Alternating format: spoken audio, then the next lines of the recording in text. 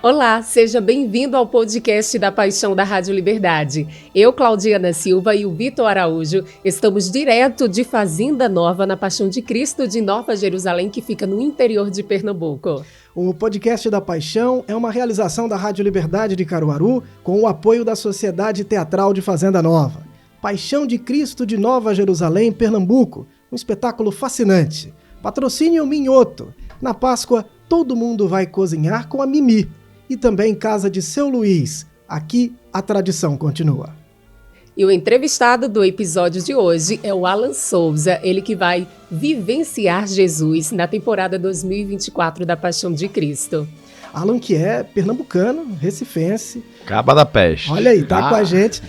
Alan, fala pra gente, seja bem-vindo, muito obrigado por aceitar o nosso convite. Fala pra gente qual a emoção de estar aqui presente e interpretar Jesus aqui em Nova Jerusalém. Ai, gente, eu acho que eu não consigo ainda definir a potência do que esse trabalho, o que eu venho sentindo, assim. Pela primeira vez, eu sempre me entrego muito nos personagens, né? Mas por unanimidade, em todas as cenas de ensaios que eu já tive até então, em todos os momentos eu me emocionei, assim. Eu até comentei ontem que eu tenho que ter muito cuidado para não me emocionar demais e esquecer a gravação, né?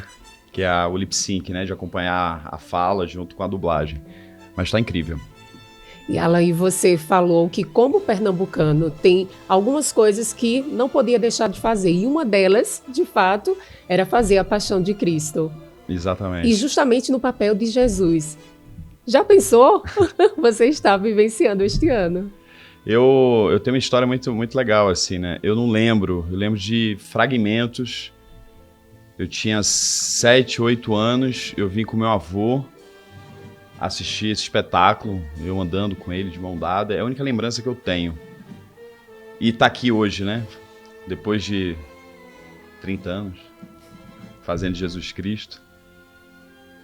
Pois é, e você falando que veio aqui quando pequeno, aí já imaginou também quantas crianças irão vir assistir esse espetáculo acompanhados também com os pais, com os avós, e essa emoção de você contar essa história para essas crianças que estão apenas começando a conhecer a história de Jesus. Olha, eu venho... A Marina Pacheco é uma pessoa que eu venho conversando muito desde o início, assim, ela vem me ajudando bastante dentro do processo, né? Porque não tem como eu estudar toda a obra de Jesus Cristo em pouquíssimo tempo, né? A gente está falando de toda uma humanidade aí, né? Mas eu me questionei muito como eu gostaria, né? O que eu senti em relação a esse processo e de como eu gostaria de contar essa trajetória. E eu sempre tive muito cuidado, acho que não somente principalmente para as crianças, né? Mas acho que a gente está retratando a relação da fé com o próximo. Então, óbvio que eu vejo um Jesus muito mais presente, muito mais aterrado, muito mais humano. Isso envolve também ele também ter seus questionamentos, como qualquer mero mortal. Então, mas ao mesmo tempo, ele tem um posicionamento político, que eu falo de política, né, como uma forma reacionária, mas ao mesmo tempo eu tenho que ter muito o cuidado de até onde eu posso ir, que eu estou retratando a vida dele e tô mexendo com a fé de outras pessoas. Imagina com essa criançada, né, que tá vendo da mesma forma que um dia eu vi lá atrás. Essas crianças estão aqui assistindo a gente, vendo todo esse espetáculo acontecer. Então acho que isso eu tenho que ter muito cuidado com isso. Ô Alan, você fala sempre que gosta dos processos como ator, né? E acho que a Júlia Lemertz fala muito sobre isso, né? Que o ator se constrói nos processos. E aí, quando você recebe o convite para fazer Jesus, você citou dois aspectos ali, dois processos que eram importantes. O primeiro, a vocalização do personagem. Você precisava gravar primeiro o texto, né? E qual seria a voz de Jesus, né? Acho que você teve um trabalho para encontrar. Acho que para a gente ir por partes, explica pra gente como foi esse processo para encontrar essa voz. Onde você buscou referência para chegar à voz de Jesus? Eu tenho o que eu acho que por acaso me ajudou muito, eu tenho um processo que eu sempre escolho uma música. Eu sou muito musical, assim. Antes de ser ator, eu estudei música, não sou músico. Mas eu sempre tive muito presente a melodia dentro do meu trabalho, né? Então todo o processo, qualquer personagem que eu começo a embarcar, a primeira coisa que eu preciso é escolher uma música de forma melódica que consiga conduzir toda a minha cadência dentro do beat, dentro do movimento harmônico. Então, é minha loucura, cada um tem o seu processo, né? Então, a primeira coisa que eu me encontro é em relação à questão da música. E a partir disso, foi quando eu precisei entender que eu já vos falo, ó. Foi bonito. Então, meu Jesus. Mas eu sempre ouvi desde pequeno a oração de São Francisco. Eu tenho uma relação muito próxima com ela por causa da minha avó, então eu sempre ouvi essa canção, né? essa letra. E junto a isso, dentro do meu processo, eu comecei a desenvolver esse trabalho de cadência, como eu encontraria essa voz. Então a primeira coisa que eu faço é ouvir música. Então eu meio que, é um processo, eu não sei explicar, mas eu vou sentindo o movimento da música e o que ela vai me trazendo. Eu acho que é um processo muito mais interno. E a partir disso foi quando eu comecei a trabalhar a questão da vocalização, assim. Mas de antemão, a primeira coisa que eu pensei e eu conversei muito, né, de tirar essa coisa aclamada, de trazer uma coisa muito mais terral. Eu falo que o personagem ele é sujo, ele retrata aquele momento, aquela humanidade, né? As pessoas andavam igual isso aqui. Se eu andar o dia inteiro isso aqui, eu vou estar podre de barro. Então eu vim trazendo todos esses elementos, assim. E lá atrás, como eu gravei, a primeira coisa que eu tinha que fazer era gravar a voz, eu meio que corri contra o tempo, né? Para entender onde eu poderia chegar com essa voz. E, tecnicamente falando, eu trouxe essa voz de peito. Eu tentei trazer, por muitos momentos, esse personagem muito reacionário e de forma não aclamada, né? Gostou do resultado? Olha, eu tô feliz. Até porque vocês fazem essa gravação bem antes do ensaio, né? Aí quando vocês chegam aqui no teatro, que tem esse contato, poderia até haver aquele pensamento, eu poderia ter feito isso diferente, né? Então, todo mundo falou isso pra mim, mas eu acho que eu me preparei muito. Porque conheço muitos amigos que fizeram, Renatinho Góes, que é meu amigo de infância aqui de Recife, e outras pessoas que não só fizeram o personagem Jesus, mas, né, outros personagens, conversando com a Marina, com o pessoal. Então eu fui me atentando, eu vi muito as gravações, então me atentei muito a entender que o que eu daria naquele momento, da forma que eu daria da minha voz, já seria de uma forma cênica. Então eu realmente mapeei toda a trajetória ali, de forma cadenciada, muito matemática, toda a desenvoltura do texto. Algumas questões eu debati para entender como que seria aquele momento. Então, eu acho que eu mapeei muito todo o texto para chegar nesse lugar. Assim. Eu acho que talvez poucos momentos dentro do ensaio que eu falei, poderia ter dado mais. Eu acho que eu nem pensei, nisso. Mas pensando tecnicamente, poderia ter um ponto em outro, assim. Mas eu acho que eu consegui trazer lá atrás a minha voz junto com o meu trabalho corporal. O outro ponto que você ressaltou na entrevista que você deu, acho que foi ao jornal o Globo, você falou sobre viver os ensinamentos de Jesus. Seria uma espécie de laboratório. Para você, o principal dos ensinamentos de Jesus é o amor. Como que o Alan tem vivido o amor desde o convite até agora? Olha, por muito tempo, eu me coloquei de lado muito a espiritualidade na minha vida. E meu espiritual sempre foi de forma filosófica, né? Minha última religião, digamos assim, eu me converti ao budismo. Fiquei 7 anos convertido, de fato, ao budismo. Mas também me incomodava bastante. Sempre a questão da religião. E comecei a usar matemática filosófica, quanticamente falando, do que eu vejo a questão espiritual com a vida, né? Eu sempre dizia que eu sou o meu próprio Deus, né? Somos eternamente responsáveis pelo que a gente faz, né? A lei de ação e reação.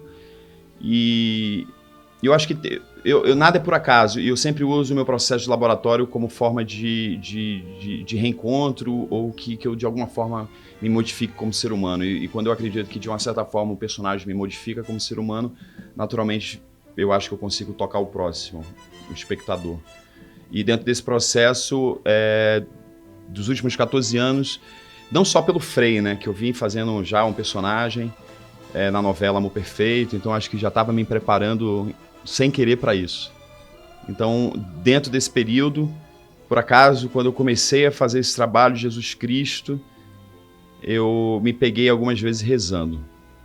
Eu não sei para onde eu vou com isso, mas eu acho que eu estou vivendo, me reencontrando num novo momento da minha vida, assim. E eu sinto hoje que eu não consigo mais falar que eu sou meu próprio Deus. Então acho que de alguma forma já vem me modificando. O que será disso, eu não sei. A transformação já vinha acontecendo, né, Alan? E como é que você sente essa transformação? O que você vai levar daqui, desse papel que você está vivenciando tão importante, que é Jesus Cristo, a maior história da humanidade? O que você vai levar daqui para a sua vida? Olha, pensando claramente, como eu sempre falo em relação aos meus trabalhos, eu acho que o melhor do nosso trabalho é o que a gente carrega dele, que são as pessoas, né? Os encontros, eu acho que são um grande aprendizado. Em relação à pergunta principal,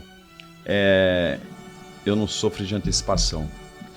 Eu geralmente seria hipócrita da minha parte falar que alguma coisa já me modificou. Eu acredito que depois de ter completado no auge da paixão, eu digo que os personagens morrem no auge da paixão, é no momento de desapego, e depois de alguns meses depois, você começa a entender o resultado daquilo, né? Então acredito que essa resposta eu só conseguiria te dar, ou conseguiria me dar só daqui a alguns meses. Alan, você falou agora há pouco sobre voltar a fazer uma oração, né? Voltar a rezar. E você está envolvido num projeto que é o Falso Picadeiro, em que você contou já em entrevistas uma experiência que envolve fé, né? Uma das pessoas, e que aquilo tocou você também. Como que essa experiência, de alguma maneira, contribui na composição do personagem? Ou não contribui? Completamente. Eu acho que um dos pontos principais, na verdade, e por acaso, foi um pernambucano. Eu desenvolvi esse projeto, Falso Picadeiro, né, que eu postei no Instagram, comecei a buscar relatos de vida e trazendo esses relatos usando a própria maquiagem, o trabalho do clown, né, o trabalho da palhaçaria. E aí apareceu uma pessoa, e eu não fiz questão, eu não queria ver o rosto de ninguém, eu só queria saber das histórias. Eu queria ter um impacto no momento que a pessoa chegasse. E o Neto Salles, essa pessoa, me procurou, eu li o relato dele e foi muito catártico, assim, a forma como ele relatou o processo de vida dele espiritual. Ele contou a história de 2 dias antes, ele nunca tinha abraçado o pai e tal, 2 dias antes ele abraçou o pai, aqui no interior de Pernambuco, ele abraçou o pai, assim, o pai não entendia nada, não estava entendendo por que você está me abraçando. Ele, pai, eu te amo. E o pai abraçou ele e falou, também te amo. Corta para, ele falou assim, eu falei, por que eu nunca abraçou ele? Eu falei, pelo medo de não saber como eu ia receber isso. Então, às vezes, é melhor a gente ficar no silêncio do que ter uma frustração. E quando ele se sentiu abraçado, 2 dias depois, no mesmo lugar, o pai veio a óbito tendo um infarto fulminante. E aí ele conta toda a trajetória dele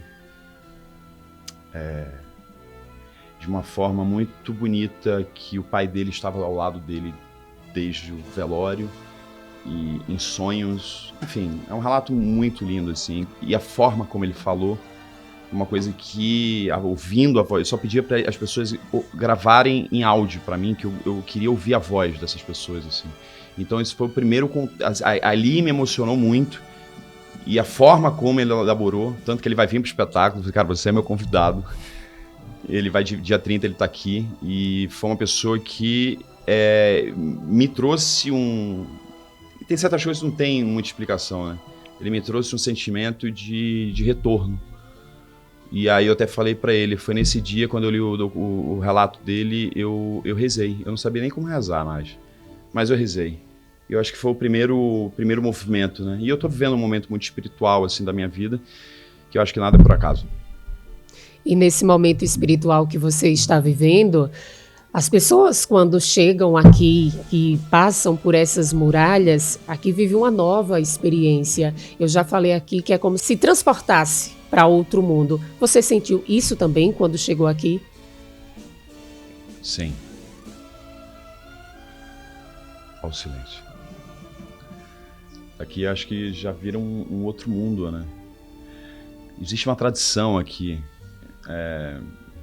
Se você é religioso, se você não é, não importa. Mas a gente está falando sobre energia. E energia existe, seja no espiritual ou no campo físico, quântico. Mas aqui existe uma energia, existe uma tradição, existe uma história. Como eu falei em todos os momentos que eu ensaiei, até tecnicamente, para entender que é muita coisa em pouco tempo, ainda assim me emocionei. Isso eu acho que acredito seja a prova dos fatos de que, sim, aqui é um lugar muito mágico. Como que essa emoção, essa energia te alcança e o que ela provoca em você?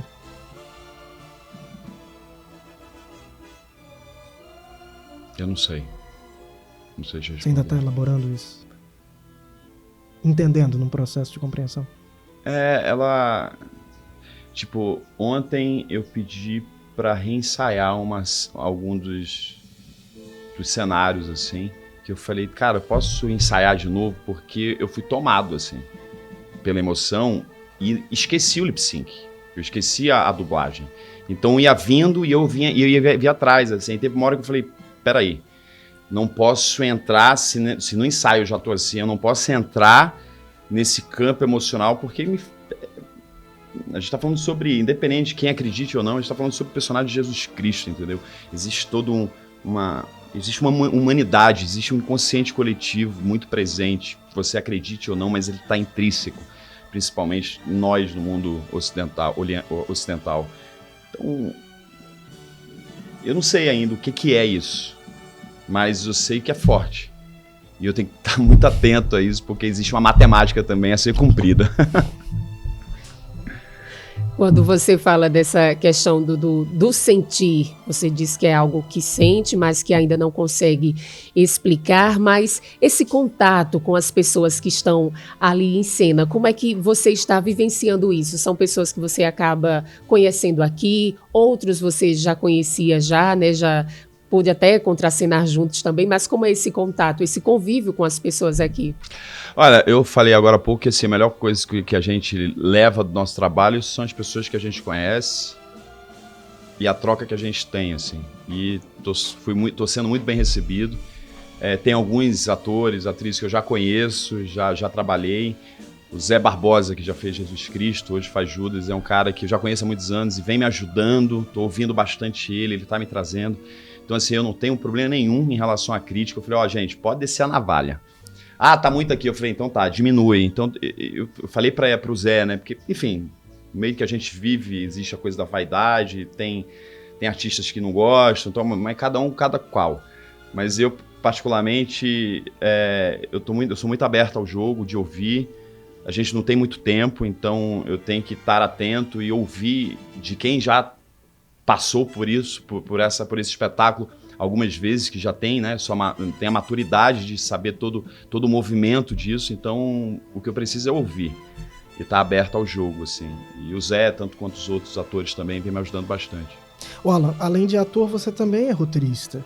Quando você olha para o texto, quando você olha para todo o encadeamento, né, da encenação, a narrativa, qual a análise que você faz para além do papel do ator, né? Para o lugar ali do roteirista, para alguém que conhece todo o processo? Qual é a análise que você faz? Olha, eu não sei se eu conseguiria te responder essa pergunta, mas me veio uma outra coisa, assim, né? Eu estava conversando com o Robson, ele falando sobre a história do Plínio, né? Como ele escreveu, ele ofereceu na época para Ariano Suassuna, o Ariano tinha um processo dele de anos e anos, e o Robson, o Plínio, não, precisa de tanto tempo. Ele passou todo o período, né, de desenvolvimento ali de 6, 7 meses para conseguir fazer o espetáculo e tal.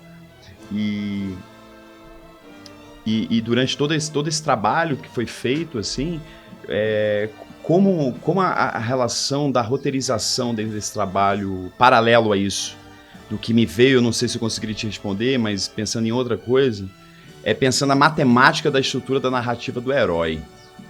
Uma vez o texto pronto, né? Por acaso, nossa, me veio uma série de informações agora. Eu estou desenvolvendo um roteiro, que é meu primeiro longa, que se chama Poeta Bélico. E toda a trajetória dos dois personagens, né, que é uma hecatombe, né, é o poeta e o guerrilheiro. E toda a trajetória desses personagens, em vez de ser a trajetória do herói, é baseado em cima da Via Crucis. E que eu peguei um pouco como referência do Lars von Trier, né? Que tem o capítulo 1, capítulo 2 e tal. Então, me atentei agora, eu lembrei disso. Então, tem toda essa trajetória de narrativa em cima da Via Crucis, né?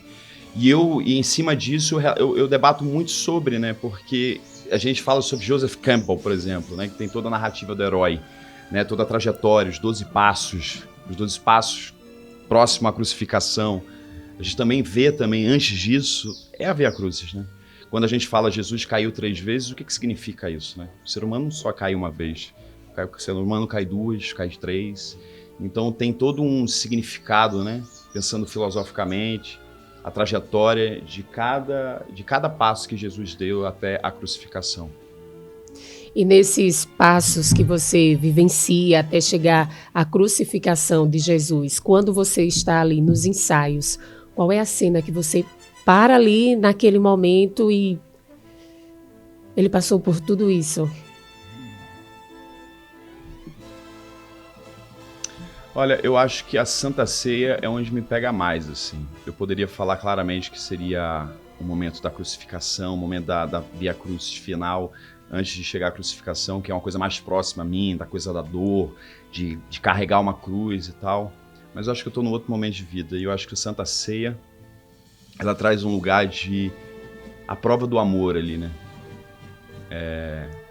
Jesus vê Judas claramente, dizendo que sim, um de vós há de me trair. E ele sabe que é Judas. E em nenhum momento ele vai contra isso. Ele aceita. Eu acho que é um nível de elevação altíssimo que eu gostaria de ter. Levando para a vida pessoal, a gente fica se perguntando, será que a gente teria esse mesmo pensamento? Aceitar os desígnios, né? E de você saber que aquela outra pessoa ali, né, depois vai te trair. Não é fácil. Agora, Alan, você viveu a novela Jesus e interpretou o Judas Galileu. Você viveu a experiência da crucificação, esteve no Marrocos. O quanto que essa experiência você traz um pouco para esse momento de agora? É um outro personagem, mas a experiência da crucificação você viveu lá, inclusive foi algo muito forte para você, né? Conta um pouco pra gente, como que isso te impactou e como que isso pode ser trazido para a tua composição do Jesus aqui. Cara, o único momento que eu lembro, no momento que eu estava na crucificação, é o momento que levanta a cruz, que foi exatamente o que aconteceu lá no Marrocos, né? Que eu fui cravado, toda a situação que foi passada ali, eu passei fazendo Judas Galileu, onde eu sou crucificado, e o momento que levanta a cruz, então eu já vivi isso, assim. Mas são momentos diferentes, assim, pensando só fisicamente, né? Eu entendo que é isso.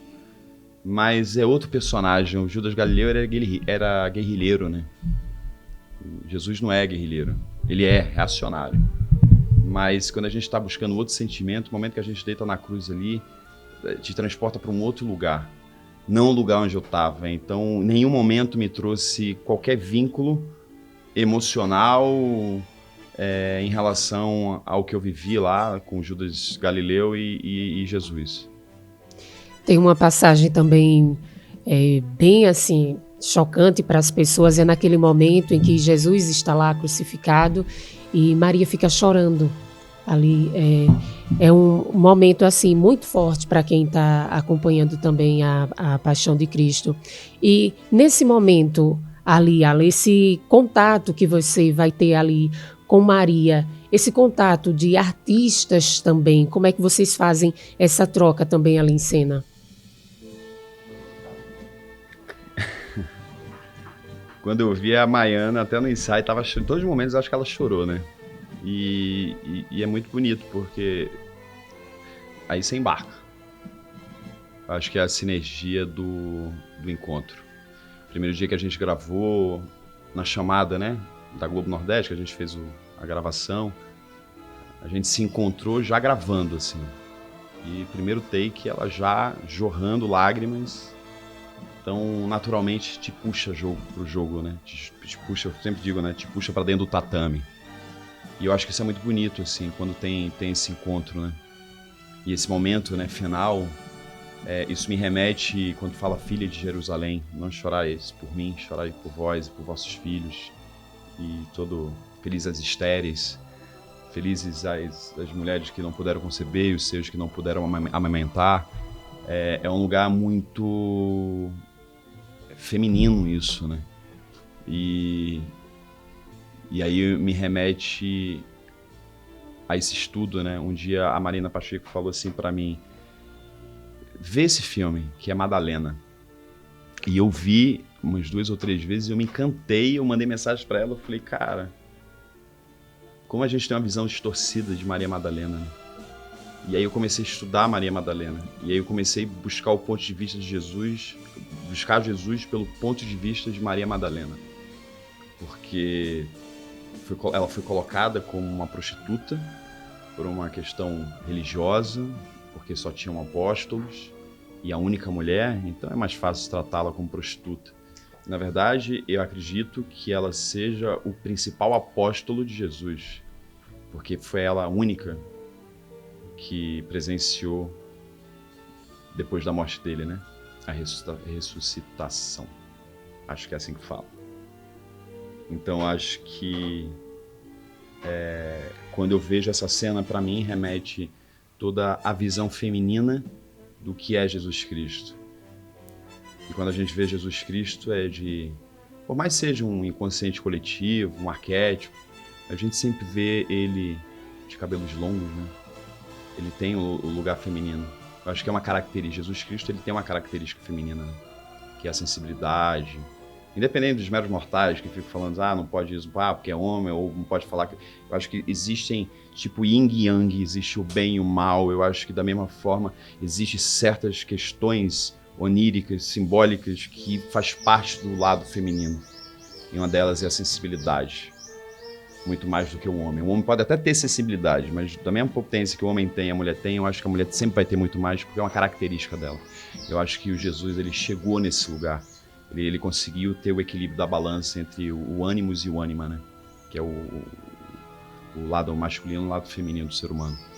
Alan, acho que quem está nos acompanhando deve pensar nesse momento se, diante do sofrimento, né, de Jesus, e ali, ao ver Madalena, ao ver Maria, se o ator lembra de pessoas próximas, se lembra da esposa, da namorada, se lembra da mãe, se imagina o sofrimento da mãe, se aquilo fosse real para a tua vida. Quando você está encenando e você olha para Maiana no papel de Maria, você consegue ver sua mãe, sua avó, alguma figura feminina que de repente sofresse por você se você estivesse passando por uma penalização física como aquela que Jesus teve que passar? Não. Eu acho que isso está inconsciente, mas o que transpassa para mim naquele momento isso é quase seria uma memória emotiva, né? Tecnicamente falando, o meu processo não é esse, assim. Eu na verdade nem sei o que é que eu penso.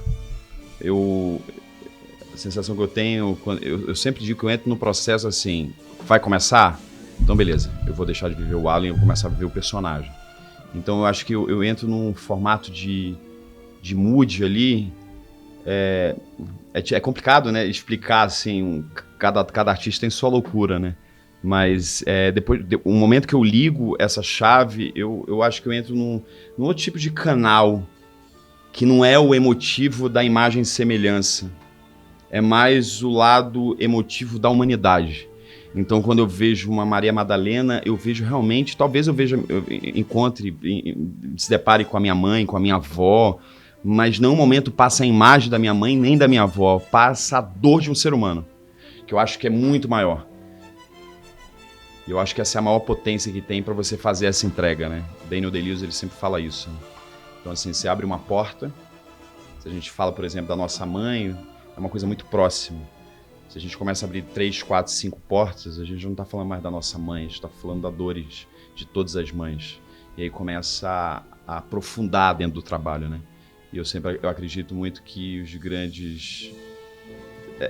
grandes obras vieram do caos. Eu acho que o caos está aí, né? Na abertura de várias portas para você chegar e para ter o máximo de entrega dentro de um trabalho. E qual é o momento que o Alan sai para entrar o Jesus? É a partir daquele momento da caracterização ou antes o Alan já sai de cena? Quando eu cheguei aqui, eu sempre falo assim, ó, primeiro dia eu falo com todo mundo e tal, mas quando eu começo, eu já saio de casa, eu sempre deixo avisado a produção para não achar que eu sou mal educado. Então eu saio da minha casa, eu boto meu fone de ouvido e não falo mais com ninguém. E é isso. E a partir dali eu já começo a buscar um outro nível atmosférico, né, para chegar nesse espaço. Eu não sou nada técnico, assim, uso a técnica já do meu trabalho, mas meu trabalho de encontro dos personagens sempre eu vou no campo emocional. Alan, quando você fala sobre o caótico, né, e você visualiza as pessoas e as possibilidades para além do óbvio, para além do básico, digamos assim, a gente vai chegar numa questão filosófica de que as pessoas são uma e são muitas. E muitas vezes as pessoas podem ter partes de si contraditórias, as pessoas têm dificuldades de viver com isso. E aí eu fico aqui me perguntando o seguinte, acho que as pessoas que estão nos acompanhando podem perguntar também, mas o processo de composição do personagem, porque o Jesus tem muitas dimensões. O Jesus tem o Filho, tem o lado Deus, o lado humano, a relação com os apóstolos, a relação com as pessoas, a compreensão de todo o processo, do que era necessário, do que tinha que chegar até o fim. Mas o fato de ser humano e de, em dado momento, pedir, Pai, se for possível, né, me livra dessa situação, ainda que tivesse a consciência de que isso não era possível, mas era um homem, era Deus, enfim. Isso é muito caótico. Como o Alan compõe o Jesus diante dessas múltiplas possibilidades que estão todas elas presentes ali dentro desse personagem? Eu acho que o grande problema da humanidade é transformar as pessoas em heróis. Tem uma frase que eu uso até do Cangaço Novo, que foi a primeira frase, eu sou muito de frases. Tem uma frase do Grande Otelo, na época de Matucunaíma, que ele fala assim, não existem heróis. Os heróis, de um certo modo, são totalmente descaracterizados. Então, até Jesus colocaram ele como herói. Jesus não é herói. Ninguém é herói. Ele é humano. E eu acho que a partir do momento que a gente entende a humanidade, que todos nós, tudo bem, ele é Jesus. Mas ele é ser humano. Ele caiu 3 vezes na cruz. Que é a representação simbólica do que é a humanidade. Então, a partir do momento que a gente entende que ele também é ser humano, eu acho que fica tudo muito mais fácil da gente construir qualquer personagem. A partir do momento que eu faço um Christian Cravinhos da vida, eu não posso julgar o personagem. É muito fácil apontar o dedo porque ele cometeu o crime. Por que eu vou julgar? Então, não tem por que eu ser ator. Acho que o primeiro ponto é a gente receber o personagem, entender por que ele errou, entender a matemática. É muito fácil a gente fazer o juízo final das coisas, né? Principalmente redes sociais que a gente vive hoje, onde a gente luta pela intolerância e nós mesmos que lutamos pela intolerância somos mais intolerantes do que a própria intolerância. Isso é o que eu sempre falo. Então, eu acho que a gente vive hoje num mundo muito hipócrita. E se a gente entende de fato que nós todos somos humanos e todos nós erramos, e o grande aprendizado que eu venho tendo de um tempo para cá é a não julgar. Eu era uma pessoa que eu julgava muito, assim. E eu era muito intolerante. É um ensinamento de Jesus, né? Era intolerante mesmo, assim. Não que tivesse problema socialmente falando, mas assim, eu não tinha muita paciência. A forma de alguém falar e você sempre tá julgando. E fala assim, por que eu tô julgando? E é um exercício que eu já venho fazendo já há um tempo. Em vários momentos eu sinto assim, Alan. E não é hipocrisia, não. É realidade. É o que me incomoda por exemplo, eu tenho propriedade de falar do meu meio, como existe em todos os outros meios, né? A gente fala de arte, a gente fala de amor, a gente fala sobre sensibilidade, e o meio que a gente vive é o meio que mais tem vaidade. É um grande pecado capital, que é o mais fácil de ser seduzido, né? Então, é a forma como a gente se coloca no mundo. E é muito mais simples, né? partir do momento que a gente decepa todas essas possibilidades, todos nós somos iguais. Acho que filosofei, né? E quem é Jesus, na visão do Alan? Jesus é...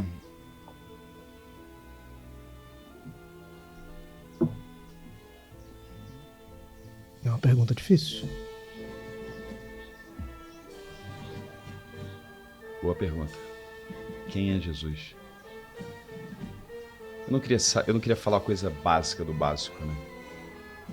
Eu vou ficar com essa pergunta. Vamos falar sobre o caos novamente? Vamos. Alan, você gosta do caos, você já falou isso várias vezes, que isso te ajuda, que faz parte dos teus processos. E eu queria falar um pouco sobre os bastidores aqui, né? Vocês chegam aqui, vocês têm ensaios marcados a partir de 5 da tarde, e esses ensaios entram pela madrugada. Tem todo um caos, porque tem muita gente envolvida, são muitas cenas diferentes. Como que isso te ajuda? Realmente você se sente mais à vontade do que se fosse uma coisa mais tranquila? Se fosse, por exemplo, um teatro dentro de um espaço fechado? Ah, não gosto de nada tranquilo não, velho. É? Tudo mais... Gosta do caos. Turbulento é melhor? Eu gosto da bagunça. Você se concentra na bagunça. Eu decoro o texto no caos. Eu não sou uma pessoa que eu sento e fico decorando o texto. Eu boto a música, eu gosto... Às vezes eu saio. Por exemplo, esse período, que é texto pra cacete, eu tava decorando, às vezes eu saía, sei lá, ia pra um churrasco na vida, eu sempre tava com texto. E aí, pra mim, eu preciso decorar com muito barulho, com muita informação. Porque... Por exemplo, eu estou fazendo texto, dificilmente eu erro ali, porque assim, meu método de decorar, que também faz parte do movimento, que isso me ajuda, está no mesmo lugar ali, que é tipo, se eu consigo falar o texto fazendo milhões de coisas, ouvindo milhões de barulho e tal, dificilmente algo vai me atrapalhar. Então, quando eu entro no jogo ali, eu já estou com texto.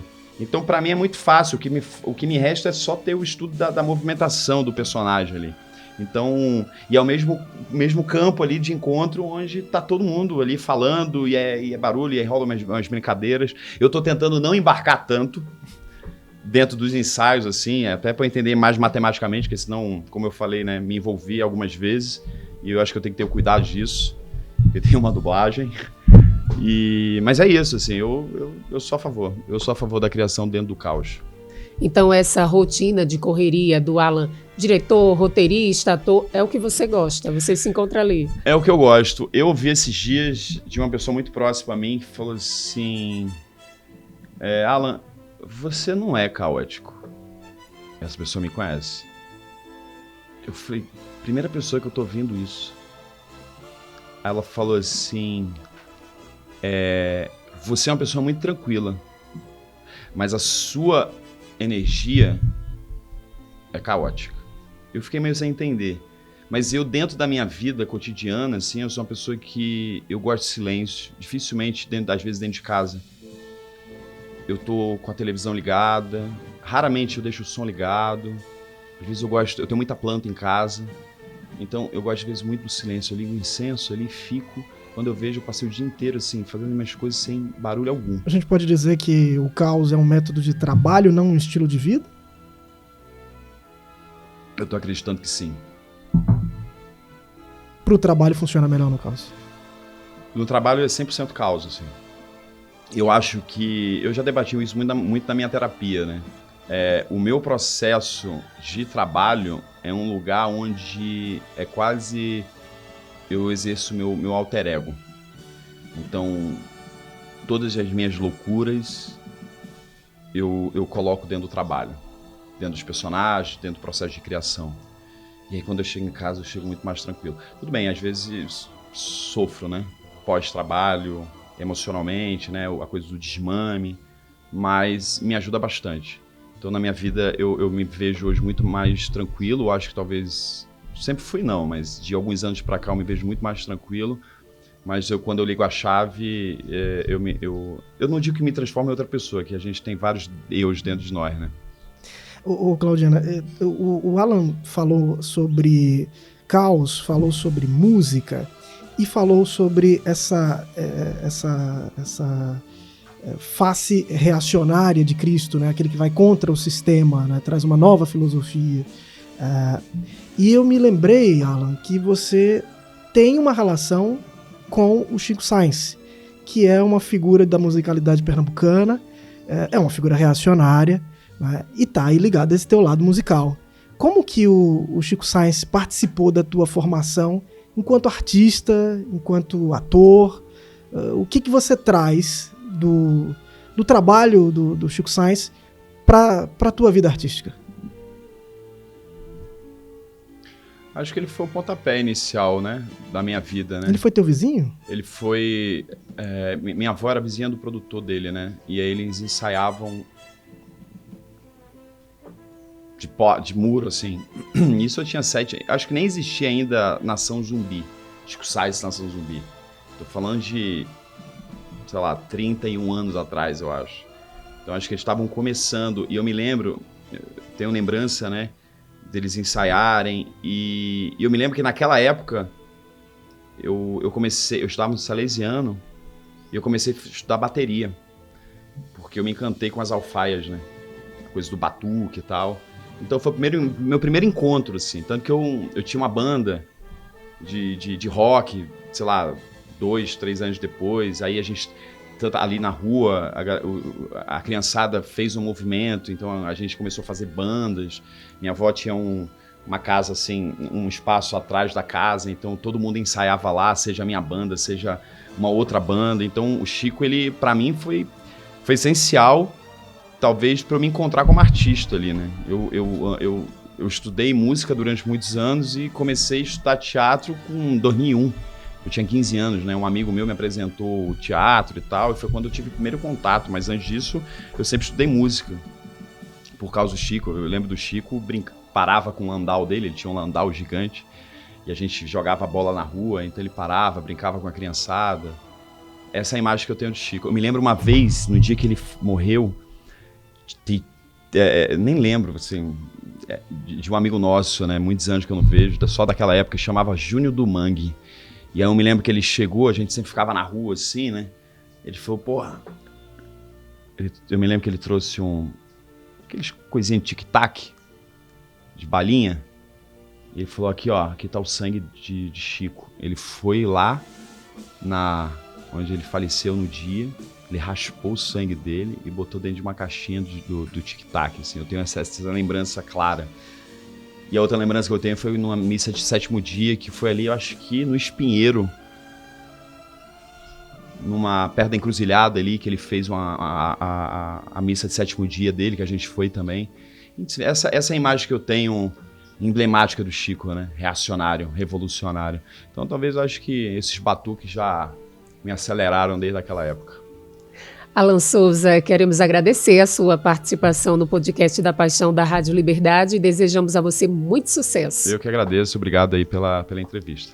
Bom, e muito obrigado também a você que nos acompanhou até agora. Lembrar para você que ouviu no seu agregador de áudio preferido, para nos dar aí as 5 estrelas. Quem está nos acompanhando pelo YouTube, curtir, compartilhar com seus amigos, familiares e até a próxima.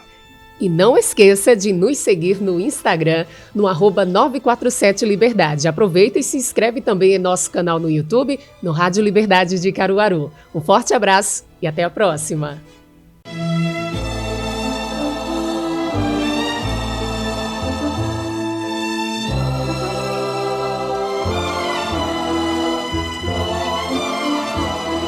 Podcast da Paixão, um oferecimento Minhoto. Na Páscoa, todo mundo pode cozinhar com a Mimi. Casa de Seu Luís, aqui a tradição continua. Paixão de Cristo de Nova Jerusalém, um espetáculo fascinante.